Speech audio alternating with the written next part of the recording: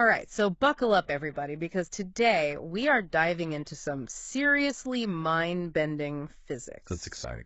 It is. You guys sent over some excerpts from this paper arguing that we experience relativity constantly. Oh, yeah. Not just in, like, some theoretical physics experiment, but, like, all the time. Yeah, yeah. And get this. This paper is saying that even something like a car speedometer is already tapping into some pretty wild relativistic concepts. It's true. I am very intrigued. Yeah. But let's start with the basics. Sure. What is this everyday relativity the paper keeps mentioning? Yeah. I mean, does this involve time travel?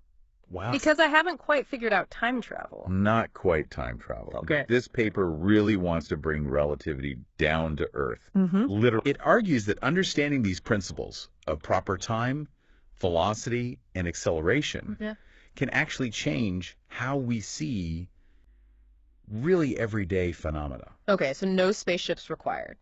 No, not necessarily. Okay, I'm intrigued. Yeah. But let's start with time. Sure. Like, we tend to think of time as this universal constant. Yeah. Like, it's just ticking away uniformly for everyone. Mm-hmm. But what if I told you that your clock and my clock might be telling slightly different times? Yeah, that's exactly right. Wait, really? Yeah. I thought that was only in, like, sci-fi movies Right. where someone takes a near light speed trip and comes back younger than everyone else. Well, the movie version maybe exaggerates it a little bit. Okay. But the fundamental concept is rooted in real physics. Okay.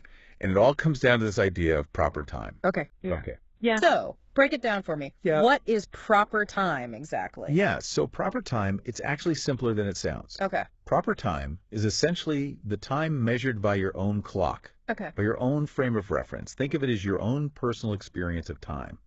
So it's not some universal clock Yeah. ticking away for everyone. Exactly. Okay, so time is like Time is personal. personal. Exactly. Okay. Yeah, your clock and my clock, they're always measuring time slightly differently, Really?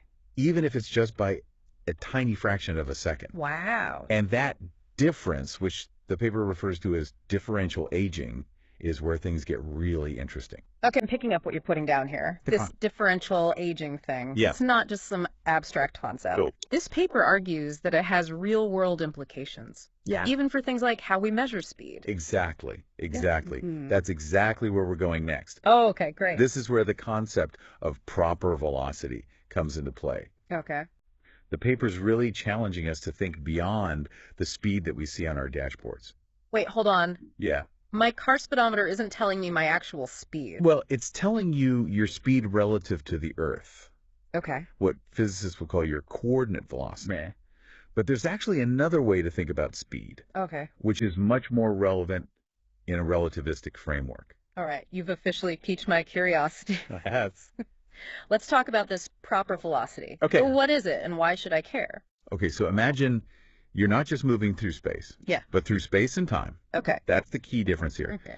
Proper velocity isn't just about how fast you're moving through space, Mm-hmm. but also how fast you're moving through time relative to someone else. Okay, hold on. I'm trying to like wrap my head around this. Yeah. So if I'm understanding correctly, the faster I'm moving through space, Yes. the slower I'm moving through time relative to someone who is like stationary. That's exactly it. Okay. Yeah. And that's where this whole proper velocity thing comes in. Exactly. Okay. And to really illustrate this, the paper introduces us to Mr. Tompkins. Mr. Tompkins. Yeah.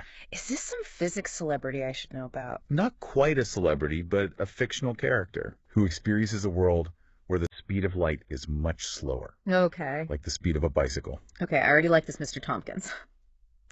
So, All right. if the speed of light were that slow, Yeah, we wouldn't need spaceships to experience the weirdness of relativity. exactly. Be riding a bike down the street. Exactly. Imagine everyday activities, Yeah. like riding a bike.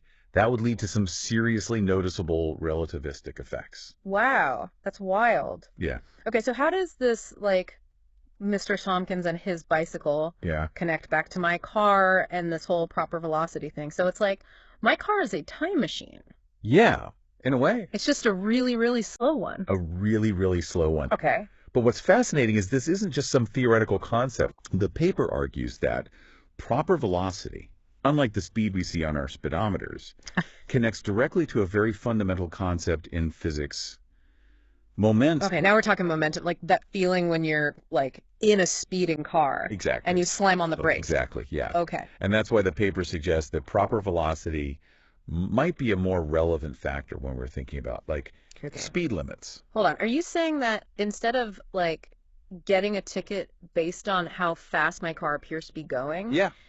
it would be based on its momentum, based on its proper velocity? It's a thought-provoking idea, isn't it? Yeah. I mean, the paper argues that in a world where we could perceive these relativistic effects more clearly, Right. like in the world of Mr. Tompkins, our understanding of something as basic as a speeding ticket would be completely different. That's a pretty big what if. Yeah.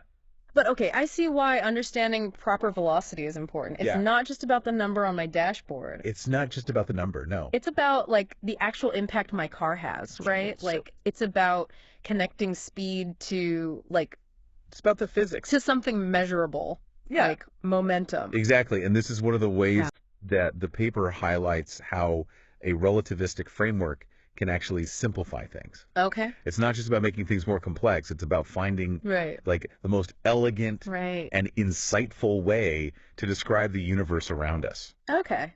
I can get behind that. Yeah. But I have to admit, this whole deep dive has me thinking about other everyday phenomena in a new light. Yeah. Like, what about magnetism? Oh, interesting. That's always seemed kind of mysterious to me. Yeah, well, that's a great example. Yeah. Because magnetism, as it turns out, is another area where relativity comes into play. Really? And it all goes back to those moving charges we were talking about earlier. Wait, are you saying there's a connection between magnetism and like the stuff we were just talking about? Absolutely. With proper time and proper velocity? Yeah. Wow. Okay. So imagine you're a charge zipping along a wire. Now, from your perspective, the distances between the other charges in the wire would appear contracted, right? It's that length contraction idea we touched upon earlier. Okay, I think I'm following. So because of this length contraction effect, the charges in the wire appear closer together. Closer together. From the perspective of the moving charge. Yes, exactly. Okay. And that perceived change in distance creates an imbalance of charge density, which we experience as magnetism. Magnetism, exactly. So what I'm getting from all of this is that magnetism isn't really a separate force. That's a great way to put it. It's just electricity in motion viewed through the lens of relativity. It's all about perspective. Wow. And it highlights just how interconnected these concepts really are. Okay, you've just blown my mind like twice in the past 5 minutes. But I'm not complaining. That's good. So we've covered proper time. We've covered proper velocity. Yeah. And how magnetism is really just electricity with like a relativistic twist. That's right. What else does this paper like dive into? Well, remember how we talked about proper time being your personal experience of time? Yeah. The paper also introduces the concept of proper acceleration. Okay. Which is the acceleration you actually feel in your own frame of reference. Okay, so like when I'm in a car and I hit the gas and I feel that push back into my seat. Exactly. That's proper acceleration. Yes, it's the acceleration that your body, your senses actually register. So if proper acceleration is the acceleration we feel, what's the other kind of acceleration? That would be what we call coordinate acceleration. Yeah. Which is the acceleration as measured by someone observing you from a different frame of reference. Okay. The paper argues that in flat space-time, it's the proper acceleration that's generally held constant, not the coordinate acceleration. Okay. And this distinction becomes really crucial when we start talking about gravity. Okay, here we go. Let's. Down the rabbit hole of gravity. Down the rabbit hole. I'm ready. Hit me with it. All right. How does gravity tie into all of this? So the paper makes a distinction between what it calls proper forces and geometric forces. Okay. Think about it this way. When you press the gas pedal in your car, you're experiencing a proper force. You feel it directly. Right. Makes sense. But gravity's different. Okay. Gravity, according to this paper, is a geometric force. Okay. It's not about something acting directly on you, but rather about the curvature of space-time itself. Okay, you're going to have to elaborate on that one, because now I feel like I'm back in high school physics class. Completely lost. Okay. Sure. What does it mean for gravity to be a geometric force? Think about it this way. Okay. Imagine you're in a free-falling elevator. Okay. You'd feel weightless, right? Yeah, I guess so. Like that feeling when you're on a roller coaster and it plunges down a steep drop. Right, right. And if you were to drop your phone Yeah. in that free-falling elevator, what would happen? I mean, I'd probably freak out. But assuming I didn't, like, chuck it across the elevator, Right. I think it would just float alongside me. Exactly. And if you looked at your phone's accelerometer, Yeah. what would it read? 0. 0. Because it's not actually, like, accelerating Exactly. relative to me or the elevator or anything else in that free falling box. Right. We're all just, well, falling. You got it. Right. And that's because gravity is a geometric force. It acts on every atom of your phone and you Right. equally. Yeah. So even though you're technically accelerating towards the Earth, Right. your phone's accelerometer doesn't register it as What? a proper acceleration. Wow. It's like being in that free float frame the paper talks about. Okay. Yeah. I think I'm starting to grasp this whole geometric force thing. Oh, It's like gravity is less about a force pulling you down Yeah, and more about the shape of space-time itself dictating how you move. you're catching on. Okay. And this distinction between proper forces and geometric forces Yeah.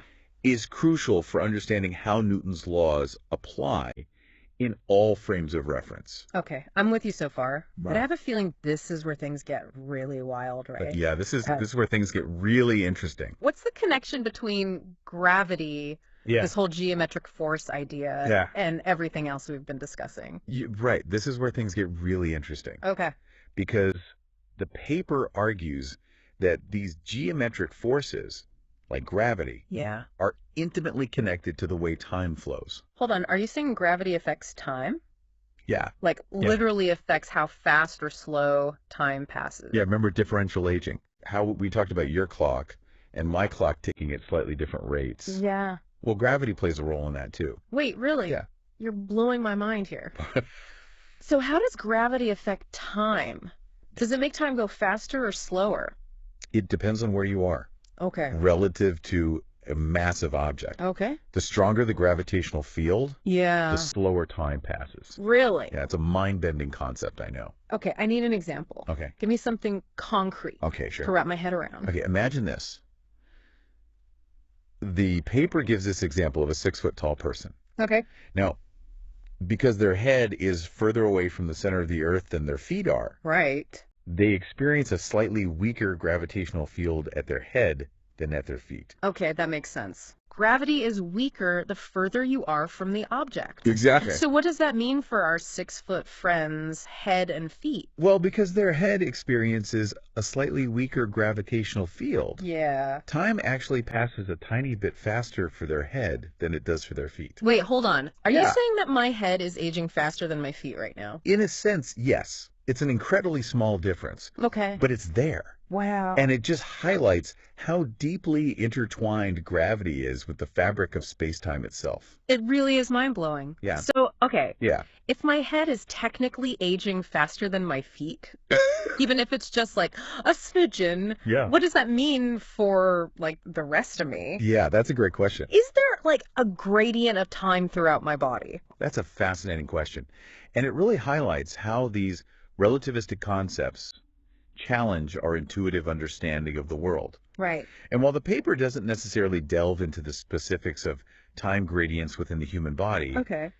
it does open up this incredible avenue for exploring the more subtle, more nuanced effects of relativity on our everyday lives. So what you're saying is this paper is just like the tip of the iceberg when it comes to understanding how relativity like permeates our existence. Exactly. I mean, we often think about relativity in these like really extreme scenarios, Right. like black holes and like near light speed travel. Right.